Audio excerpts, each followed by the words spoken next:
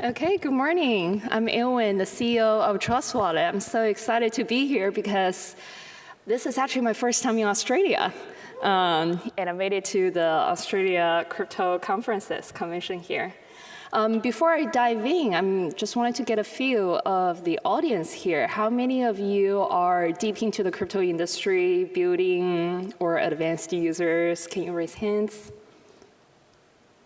Okay. How many of you are just curious about the industry, and then you're here to learn more? Half and half. Oh, great. We got a very diverse crowd. Then how many of you use self-custody wallet?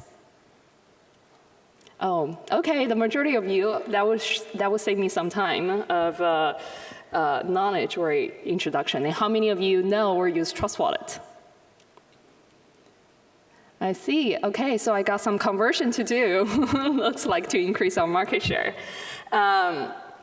Okay, for those of you who are interested in learning more about crypto or self-custody, just a very quick line, very different from banks, where the banks holds the assets of your money. Self-custody wallet doesn't actually hold anything of your assets. In fact, we're more of a software to help you to manage your keys on the blockchain and then interact with the blockchain directly. So we're more like a gateway. And this I think I look at the agenda, there are also some great speakers have already talked about Web3 wallet and self-custody. So I'm going to do a little bit different presentation today. Instead of being expected to talk more about the product or the technical aspect, I'm actually here wanting to share some recent reflections that I have about I think how we can touch about something deeply human to move towards the next chapter of our industry for adoption. And that is, as I titled, trust.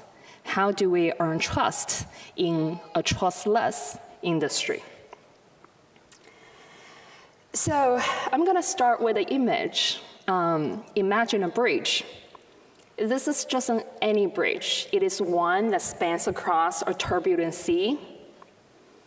And then it leads to a promised land of a treasure island. We can call it Web3 Isle. There were great opportunities, freedom, but the way to there seems a little bit challenging. Despite the waves, the shaky bridge, and a lot of the people were standing on the sideline, just watching. And there were only a few that made it to the promised land. And then in the blockchain world, I think many of the people, of you guys sitting down here, is actually the brave few.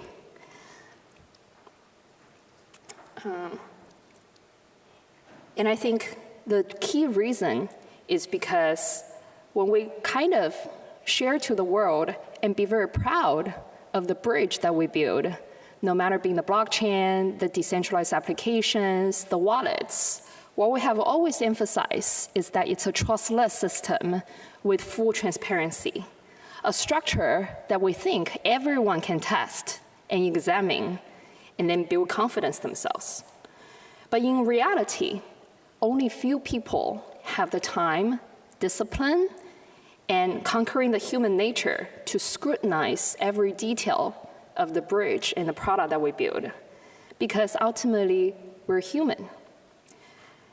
Then I said, we're building the trustless system, but today I will argue a pure trustless system alone is not a scalable one for human adoption, if that's our vision and the dream.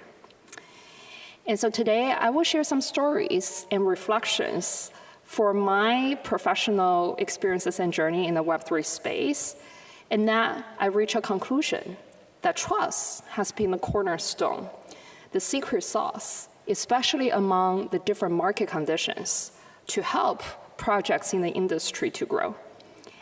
And then this might also be the key foundation for us to build for the future. So the first one that I will talk about is how trust can sustain the growth through the market cycle. And here I will cite some stories on the Trust Wallet side because I'm most familiar with it. Many of you know that since last year in 2022, we have been a very long and brutal bear market. This is our second bear market for Trust Wallet since our inception in the 2017.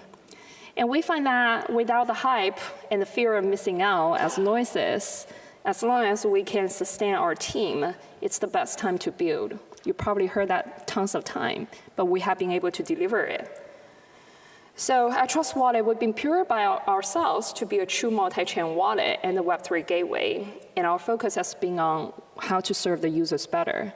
And for the past few years, what the users want is to be able to get to the different multi-chain environment very well. So during the bear market, we have revamped our tech architecture and the infrastructure to scale the network coverages better. And we cover ecosystems like EVMs, Cosmos, moves, languages. So since last year, we've grown from 50 chains to now close to 100. And this is also at a faster pace to scale because of the infrastructures that we have. And surprisingly, it's not just what we have on the tech side scale. We actually grow in the bear market too. So this is a little number just to give a sense. Right now, we're the largest decentralized mobile wallet on Earth. We have about totally 17 million total downloads. And if I look at the details, in fact, more than half of it happened since the bear market last year.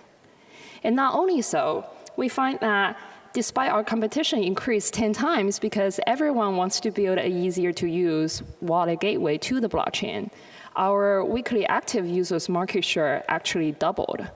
From 20% to 40% globally. And in fact, when I look at the numbers, we're about close to 50% in Australia. So thank you for the community support here. But then I was wondering, why? How? With fierce competition, and how come we grow more? Because there are fancier wallets out there. They have better UI, looking better UX. So what makes us able to stand out? And ultimately, I get the answer when I was chatting to users in person. It's about trust. The trust that they think we are on top of our securities. We have high standards of our operations, that we can stand through times, is what makes people keep coming back to us because we give them a peace of mind. Sure, they can jump to any of the fancier, flashier app with tons of bells and whistles, but they said, how can they trust? How long they can trust those applications?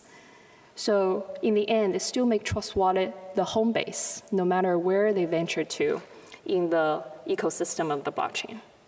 So then I realized the good code is just the first step. For us to have the leadership in the industry for the past 6 years, it was the trust that leads to the long-term growth, regardless of the market condition. But it is really difficult to build trust. It requires a consistent commitment to high standards, especially in security. And then just for example, a lot of those work are behind the scene, hardly known by anyone. Even with this year, we have more than 50 audits up to date to ensure that our code is secure. And not only so, it's not just our own code. For example, we also have an open source mobile wallet library called Wallet Core that we support the industry's builders to build other mobile wallets too. To better scale the open source project to support the industry growth, we had an initiative this year to migrate it from C++ language to Rust so that it's more widely accepted. This is just an example that we realized that a lot of the other building blocks in the Rust libraries actually, in fact, were never audited, were audited well.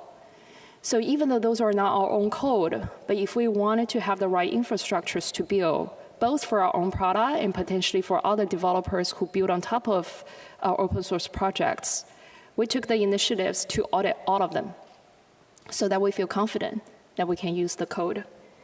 No one knows it, or probably a lot of people don't care about it, but that gives us the peace of mind, that gives us the confidence that was able to keep me sleep at night and not worry about potential security vulnerabilities that's happening. And this is just an example, but there are many of such instances that happens behind the scene to ensure that code is just the beginning, but having the trust through security has many more efforts. However, no matter how much that we audit the code, I would say there's no 100% perfection. There's no perfection ever to anything that we do. It's always about risk management. But sometimes the key is users don't expect full perfection. It's not heaven on earth. But then it's all about when mistakes happen, when hiccups happen, how do you handle it? How do you make it right? And how do you face that with transparency? And this is my other stories. When I first come into the Web3 industry, I got the fortune to work at Binance and experience how the users grow from 10 million to 100 million there. And in fact, in the 2018, 2019, even the world's biggest exchange at that time doesn't necessarily have the most stable technology all over due to higher load.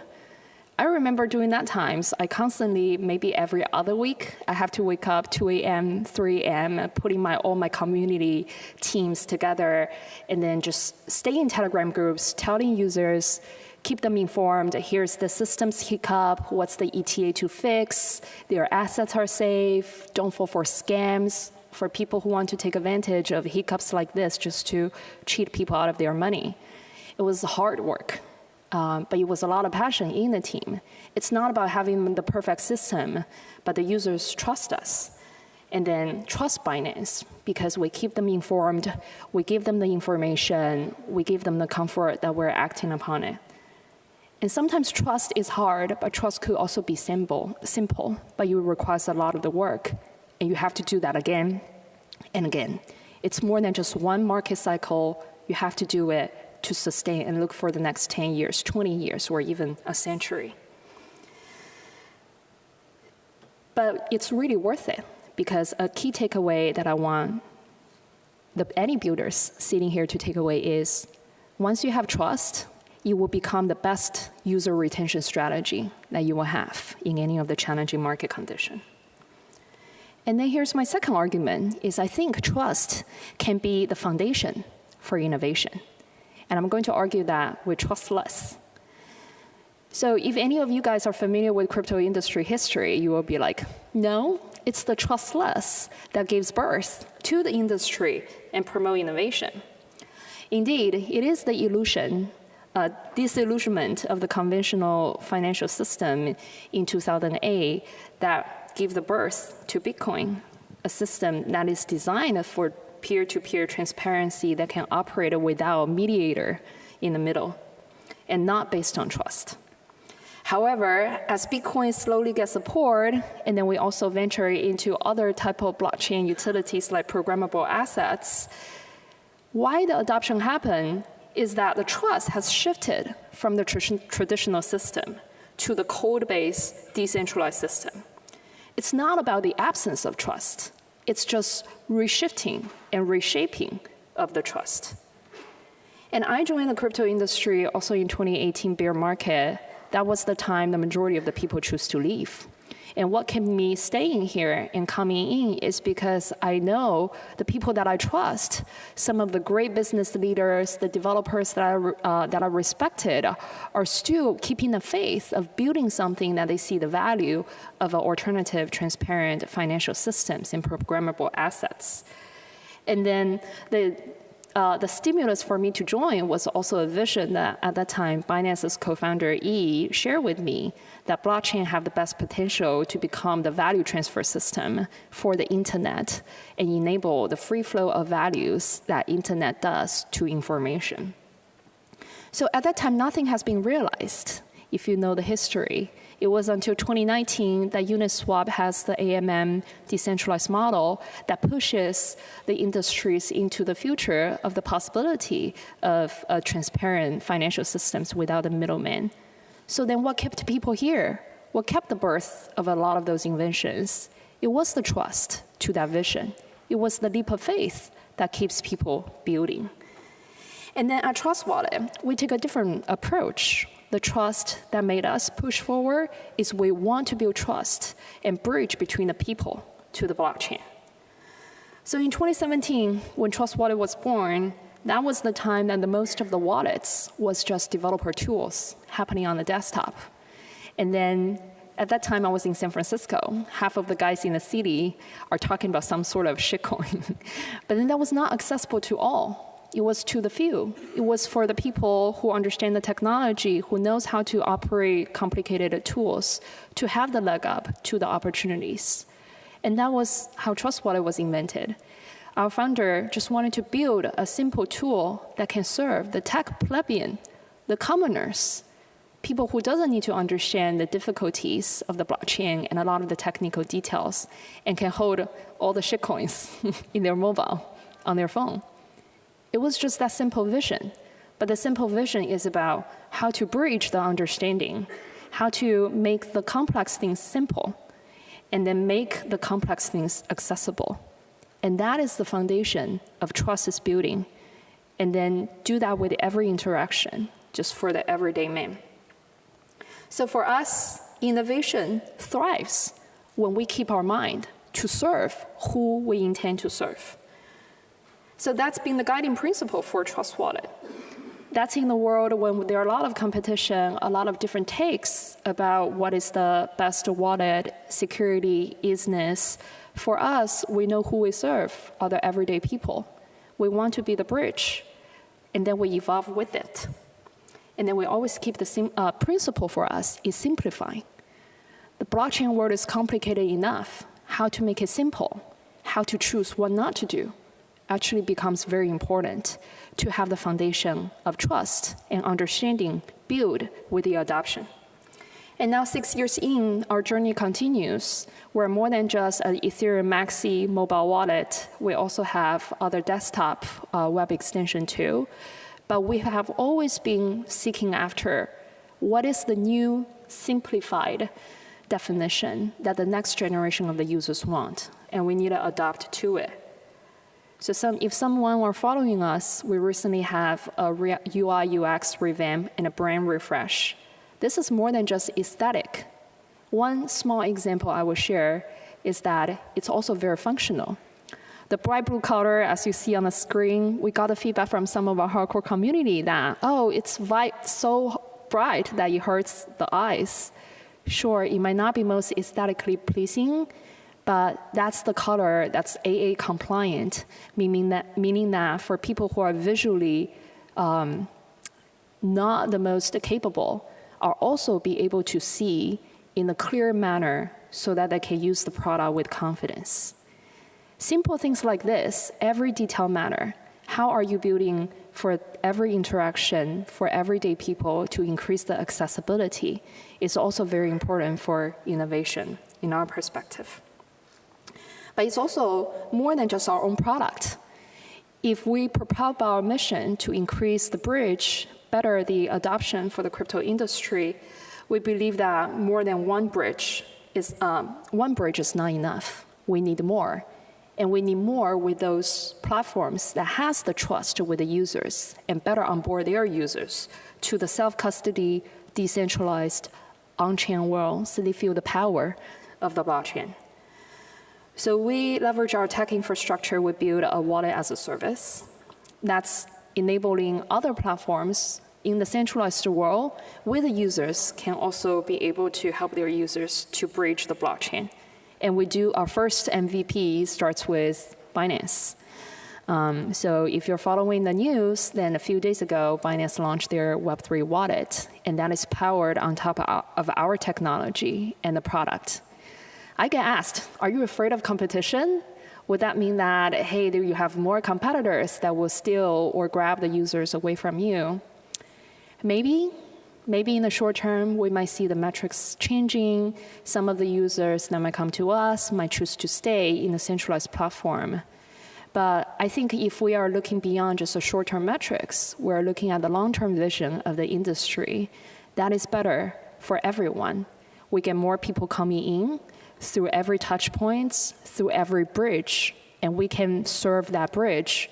That's going to help to have better user experiences, user journey, conversion, and helps the industry to grow together. And I believe that at that time, we will also be able to grow as well because we consistently to improve our own product, our take for what will be an easy-to-use and secure wallet. And this is our innovation, is that we want to leverage trust. We want to build trust, not afraid of any barriers that looks like a short-term competition. Is probably going to benefit the industry in the longer term.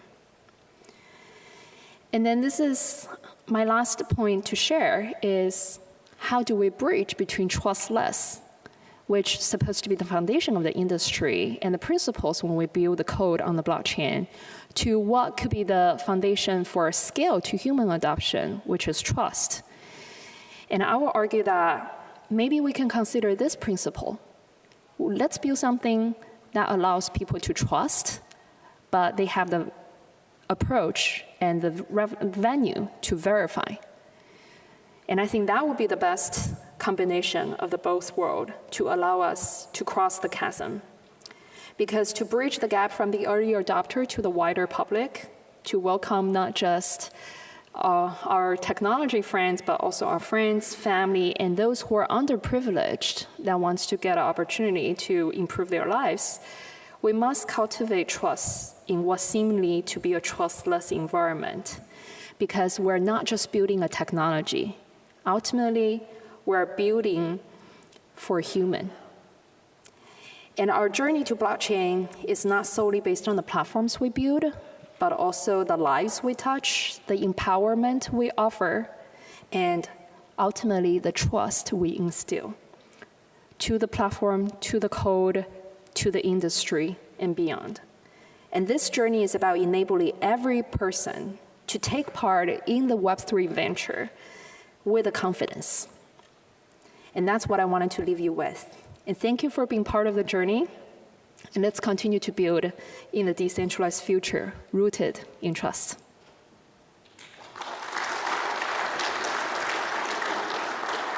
Thank you, Eowyn. A few questions from the audience. Thank you, that was really good, really insightful, appreciate it.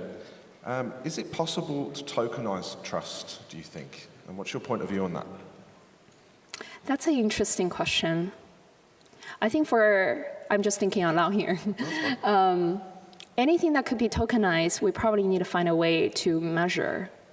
And then the key question is, can trust be measurable and then be quantified? Mm-hmm.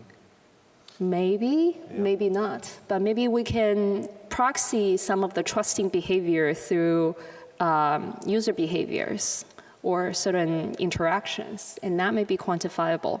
If that's the case, then maybe we can tie the token and the tokenomics along with those behaviors and ultimately enable a proxy of trust through those tokenomics. I really wish we could tokenize brownie points so that I can get into deficit and then borrow some off my friends. That'd be great, right? Maybe we can make that happen. Maybe, yeah, but that's what credit system used to wanting to achieve. I quite like the wallet as a service idea as well. And then, is anyone else sort of coining it that way, or are you guys trying to lead the way with that? I think in the industry there are also different tries with it, but we are for sure the first to try to do that for centralized exchange.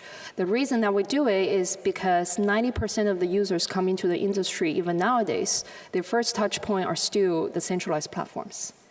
But then 90% of those centralized users, exchange users stay there.